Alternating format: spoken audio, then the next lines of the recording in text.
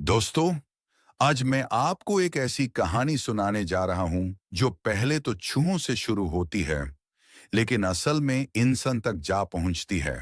सन 1970 में अमेरिका के साइंसदान जॉन कलाउन ने एक अजीब व गरीब तजर्बा किया। उसने कुछ चूहों के लिए एक ऐसी जन्नत बनाई जहां ना खाने की कमी थी, ना रहने की तंगी, ना कोई दुश्मन, ना कोई खतरा। बस सिर्फ आराम ही आराम, सुकून ही सुकून। शुरू में चूहे बहुत खुश थे।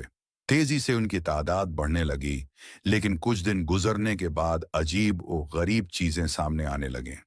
चूहे आपस में लड़ने लगे, कुछ बिल्कुल तन्हा हो गए, कुछ ने अपने बच्चों को छोड़ दिया और कुछ सिर्फ खाने, सोने और वक्त गुजारने को ही जिंदगी समझने लगे। यहां तक कि उनकी अफजाइश बंद हो गई और आहिस्ता आहिस्ता सारी आबादी खत्म हो गई। सब कुछ होने के बावजूद खाना, घर, आराम, उनकी जिंदगी का मकसद खत्म हो गया था और बगैर मकसद की जिंदगी सिर्फ तबाही बन गई।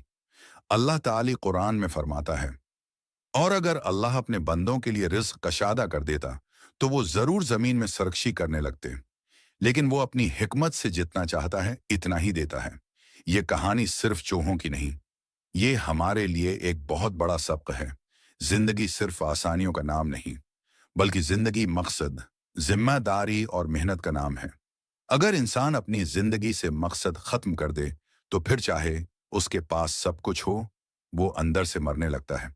इसलिए हमेशा अपनी जिंदगी को अल्लाह के दीन, जिम्मेदारी और अच्छी कोशिश के साथ गुजारिए ताकि हम असल जिंदगी पा सकें।